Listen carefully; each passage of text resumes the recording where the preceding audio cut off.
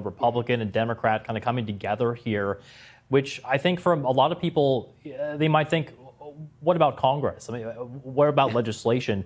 Do you think that the lawmakers on Capitol Hill have kind of dropped the ball here? Well, in a sense, I do disagree with some of the comments by your previous guest that sort of suggested that this was a bipartisan victory in some way. Politics did not really come into play here. There was no law passed. The Kids Online Safety Act, for example, has not made it through Congress because it has not been able to actually get bipartisan support necessary to push it over the line, because Democrats and Republicans do in fact disagree about what is going wrong in the world of social media.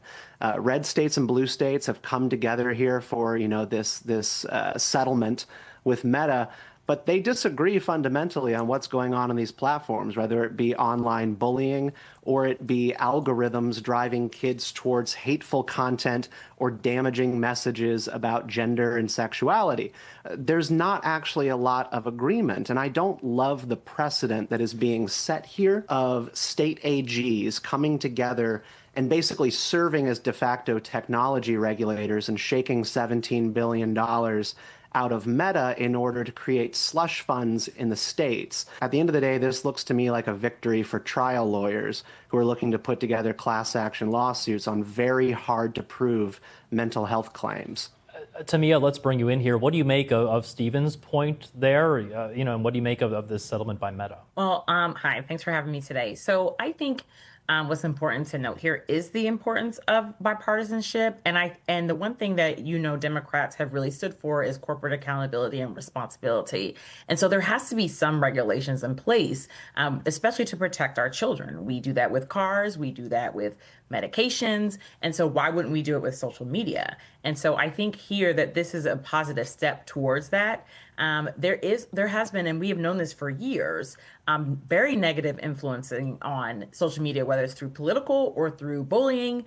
And we need to make sure that it is regulated in some way. So I do think Congress should take a page out of this book here and decide to actually come to terms with a law to be passed in order to protect children. Yeah, and Stephen, just to come back to you here and, calling it, you call it a shakeout.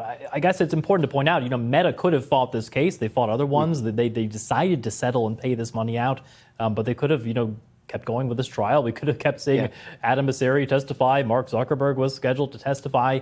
In the end, they settled. They said, hey, we're kind of done here. What do you think that says maybe about the way the tide is turning for social media companies here in the U.S.? Yeah, I would never say that it wasn't a losing battle. By and large, people do not like what social media has brought on society, the way that it has changed the way that we think, the way that we relate to one another, the way that we spend our time. There's a big issue in all markets and in America with sort of revealed preferences versus sincere preferences. We like using these platforms. We like swiping and getting the fun content, but then we'll also still tell pollsters that we don't like the way that it makes us feel at the end of the day. My concern remains that regulation did previously exist. It has already existed in the form of parental controls through these apps, through, in the iPhone in particular, parents' ability to manage children's accounts.